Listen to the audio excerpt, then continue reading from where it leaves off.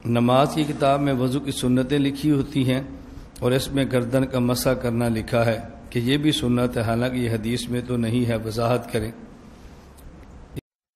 السلام علیکم ورحمۃ اللہ۔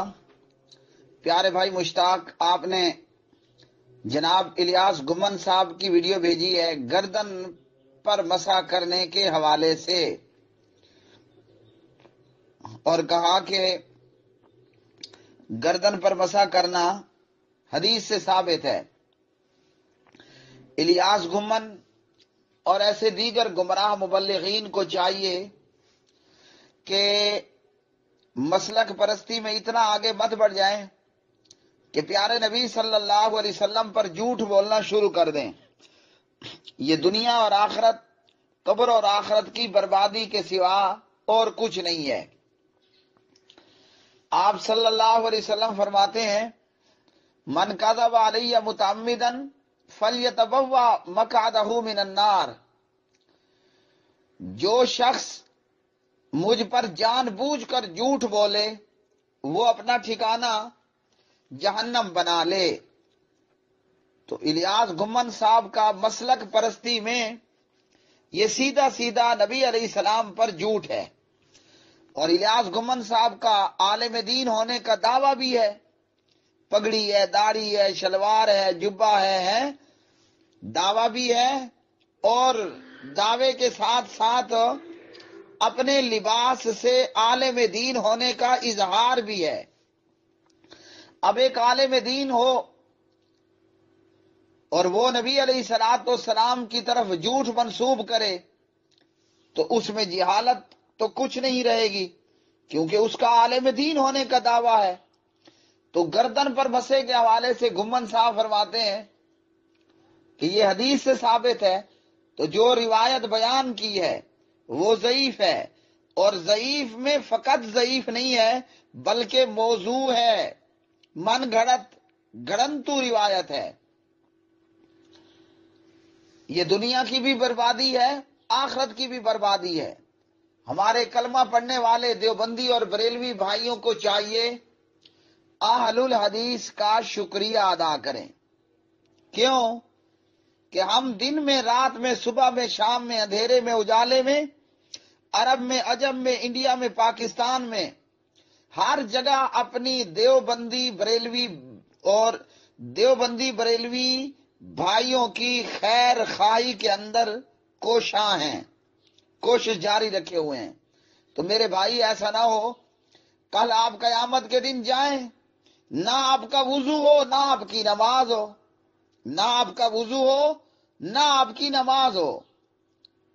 تو حضور نبی کریم صلی اللہ علیہ وسلم فرماتے ہیں، ان عائشہ رضی اللہ تعالی عنہ قالت قال رسول اللہ صلی اللہ علیہ وسلم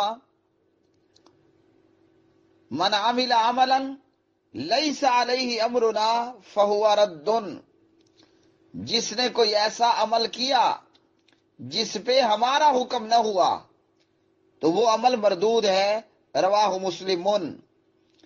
تو یہ وضو کے اندر گردن کا مسح کرنا، جیسا کہ جس طرح دیوبندی بریلوی حضرات کرتے ہیں، تو یہ سراسر موضوع ہے، بے بنیاد ہے، گھڑنتو ہے، اس کا پیارے نبی علیہ السلام کی تعلیمات کے ساتھ کوئی تعلق نہیں ہے۔ علامہ محمد ناصر الدین البانی رحمہ اللہ اس روایت کے حوالے سے سلسلہ الضعیفہ والموضوعہ کے اندر اس روایت کا پورا پوسٹ مارٹم کرتے ہیں۔ مسح الرکبتی من الغلی، مسح الرکبتی امان من الغلی، گردن کا مسح کرنا یہ حفاظت ہے توق سے، یعنی جہنم وغیرہ کے توق سے۔ تو یہ روایت موضوع ہے اور من گھڑت ہے۔ امام نووی رحمہ اللہ المجموع شرح المہذب کے اندر فرماتے ہیں، ھذا موضوع لیس من کلام النبی صلی اللہ علیہ وسلم، یہ موضوع ہے، گھڑنتو ہے، پیارے نبی علیہ السلام کا فرمان نہیں ہے۔ مسح الرکبتی امان من الغلی، گردن کا مسح توک سے آزادی ہے، امان ہے، تو یہ موضوع ہے، من گھڑت ہے، نبی علیہ الصلوۃ والسلام کا فرمان نہیں ہے۔ اب اس میں پھر وہ عبداللہ ابن عمر رضی اللہ تعالی عنہما سے روایت لائے، جسے یہاں ویڈیو کے اندر الیاس گمن صاحب پیش کر رہے ہیں، سن لیتے ہیں الیاس گمن کو۔ نماز کی کتاب میں وضو کی سنتیں لکھی ہوتی ہیں اور اس میں گردن کا مسح کرنا لکھا ہے کہ یہ بھی سنت ہے، حالانکہ یہ حدیث میں تو نہیں ہے، وضاحت کریں۔ یہ نہ کہا کریں کہ حدیث میں نہیں، یہ کہا کریں کہ میرے علم کے مطابق حدیث میں نہیں۔ کسی چیز کا حدیث میں نہ ہونا اور بات ہے اور ہمارے علم کے مطابق نہ ہونا اور بات ہے۔ میں آپ کو 12 دن کے دورے میں یہی باتیں سمجھاتا رہا ہوں جو اب بھی آپ کو سمجھ نہیں آئی۔ کوئی چیز ہمارے علم میں نہ ہو تو ہم کہتے ہیں ہے ہی نہیں۔ بھی ہمارے علم میں نہ ہونا اس چیز کے نہ ہونے کی دلیل تھوڑی ہے۔ حضرت عبداللہ بن عمر رضی اللہ تعالیٰ عنہ سے موجود ہے اور ابن حجر اسقلانی رحمۃ اللہ علیہ کی التلخیص الحبیر کے اندر یہ حدیث موجود ہے کہ عبداللہ بن عمر رضی اللہ تعالیٰ عنہ فرماتے ہیں کہ نبی کریم صلی اللہ علیہ وسلم فرمایا من توضأ ومسح بیدیہ علی عنقہ، جس آدمی نے وضو کیا اور پھر اپنے ہاتھوں سے اپنی گردن کا مسح کیا، وقی الغل یوم القیامہ، قیامت کے دن اللہ اس کی گردن کو جہنم کے طوق سے محفوظ فرما دیں گے۔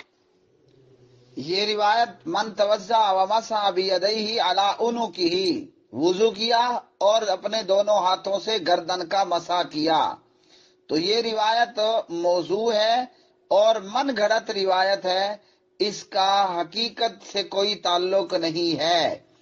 الیاس گمن صاحب کا چونکہ عالم دین ہونے کا دعویٰ ہے، اگر کوئی جاہل بندہ اس طرح کی جاہلانہ حرکت کرے یا جہالت کے ساتھ نبی علیہ السلام پر یہ روایت منسوب کرے تو اس کا معاملہ کوئی اور ہے۔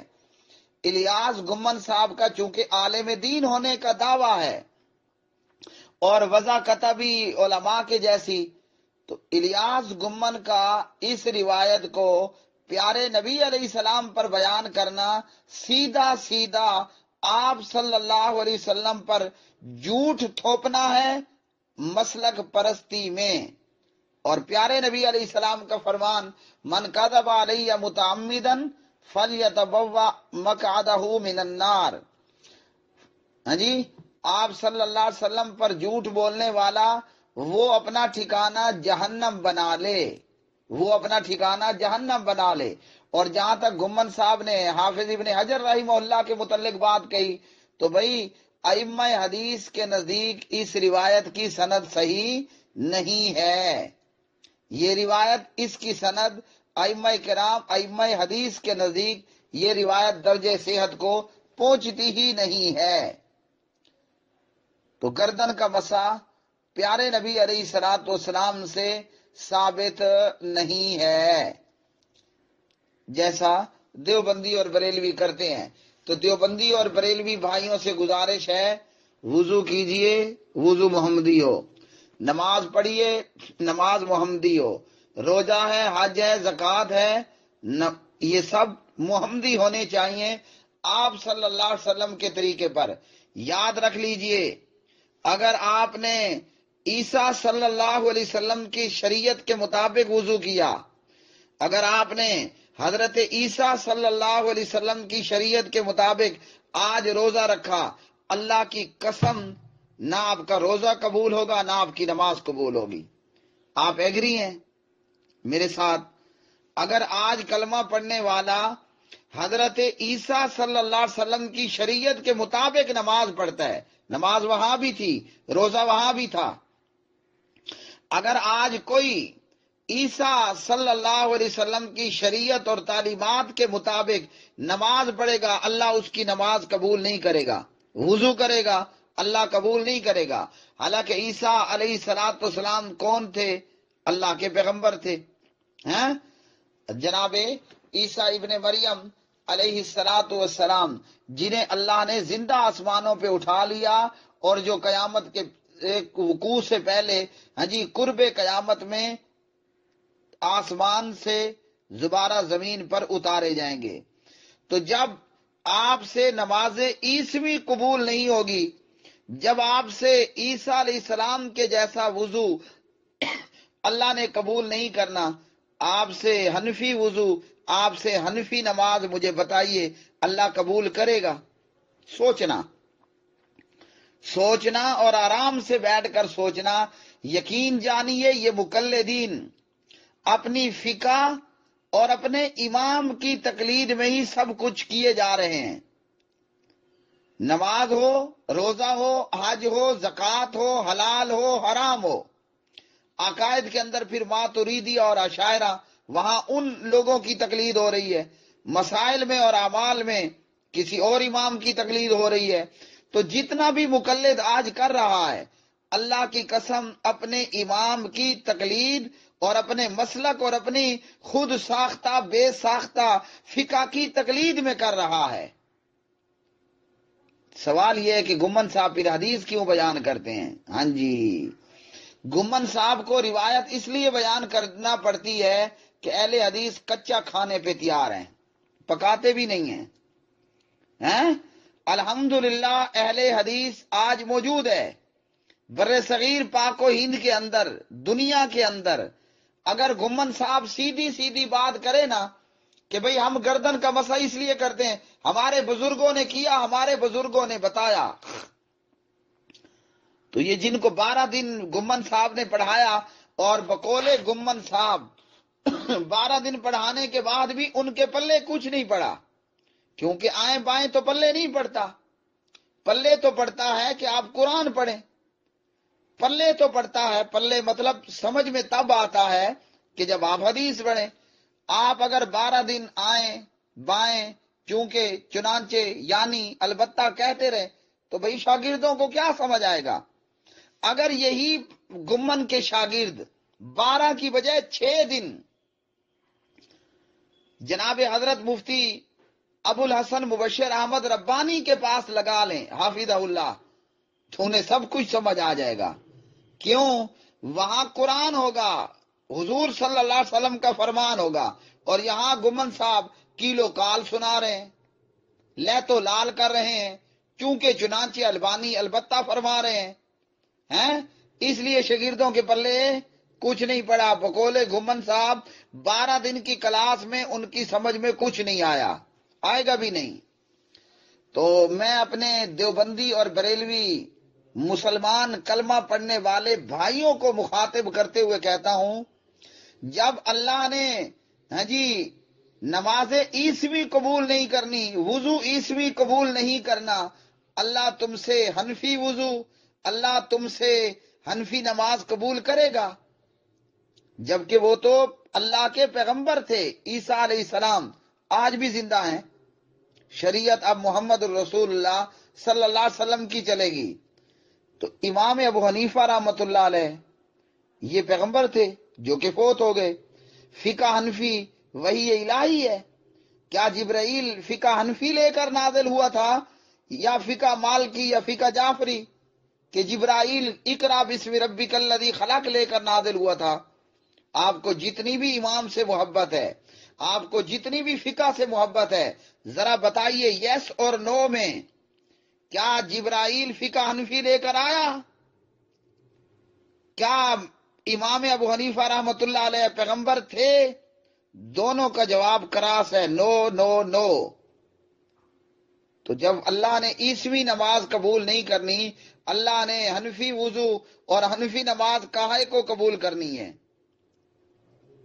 اپنے وضوؤں کی حفاظت کیجئے، اپنی نمازوں کی حفاظت کیجئے. قد افلح المؤمنون الذین هم فی صلاتهم خاشعون والذین هم عن اللغو معرضون والذین هم للزکاة فاعلون. ہاں جی، اللہ کا قرآن ہے یہ سیدھا سیدھا. ان گمراہ مبلغین نے آپ کو قیامت کے دن نہیں بچا پانا. تو مقلد آج روایت یا حدیث اس لیے پیش کرتا ہے کہ الحمدللہ اہل حدیث موجود ہے، لیکن اس کے باوجود یہ گمراہ مبلغین جھوٹ بولنے سے باز نہیں آتے. ہاں جی، الحمدللہ اللہ کے فضل سے اہل حدیث جہاں گراؤنڈ پر موجود ہے وہیں اہل حدیث میڈیا پر بھی، سوشل میڈیا پر بھی موجود ہے۔ تم جھوٹ بولو، ہم تمہارا جھوٹ ننگا کریں گے۔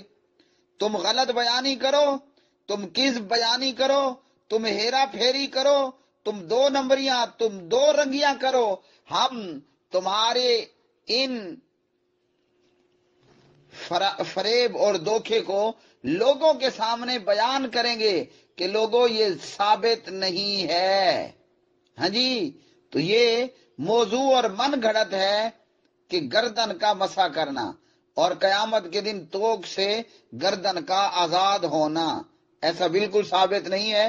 وضو کیجئے اسی طرح جس طرح محمد الرسول اللہ صلی اللہ علیہ وسلم نے کیا، اس طرح کا وضو مت کیجئے جو آپ کی مروجہ فقہ میں ہے، ورنہ جب وضو مردود تو نماز کہاں سے ہوگی؟ ہاں جی، جب وضو ہی مردود ٹھہرا تو نماز تو اپنے آپ مردود ہو گئی۔ من عمل عملا لیس علیہ امرنا فہو رد، رواہ مسلم۔